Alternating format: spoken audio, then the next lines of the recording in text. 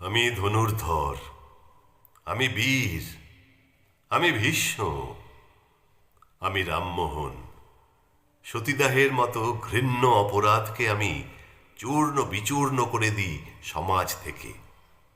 আমি ঈশ্বরচন্দ্র, বাল্যবিবাহ রোধ করি, বিধবা কিশোরীর একাদশীর উপবাস ভেঙে দিই, লাল চেলিতে তাকে পুনরায় বিবাহের পিঁড়িতে বসাই, তার শিক্ষার জন্য আলো গেঁথে দিই পুঁথির পাতায়, বিদ্যালয়ের দরজায় লিখে রাখি শিক্ষা আনে চেতনা। আমি পুরুষ, বুকের বামে হৃদয় নিয়ে, শরীরের বল নিয়ে আর চওড়া কাঁধ নিয়ে আমি পুরুষ। মাঠে ঘাটে যখন ধর্ষিতা নারী দেহ পড়ে থাকে প্রাণহীন, সে লজ্জা আমারও।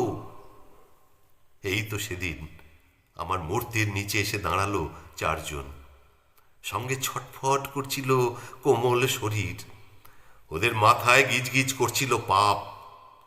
ওরা কোমল শরীরটার উপর ক্ষত করছিল হাঁকা বাঁকা নানা রকম।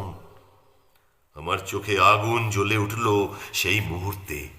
আমি প্রবল বেগে সর্বশক্তি দিয়ে ভেঙে পড়লাম ওই চারটে ক্রূর হাসির উপর। কোমল শরীরটার মাথায় পড়ল আমার হাত। বললাম, ভয় নেই, এ বিশ্বে এখনো পুরুষ আছে। আমি পুরুষ, আমি মমতার পাশে পাশে হেঁটেছি যুগ যুগান্ত।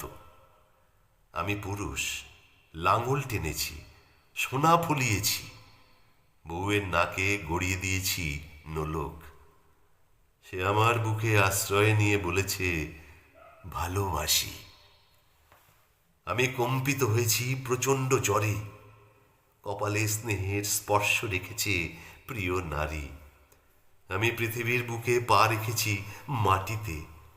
কপালে সে মাটির হোম তুলে নিয়ে বলেছি আমার মা।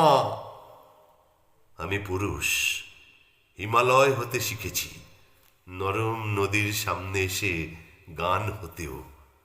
আমি পুরুষ, বলতে শিখেছি তাকে এ পৃথিবীর অর্ধেক তুমি, আমি অর্ধেক বাকি। চলো দুজনায় মাটির ঘরে জড়াজড়ি করে থাকি।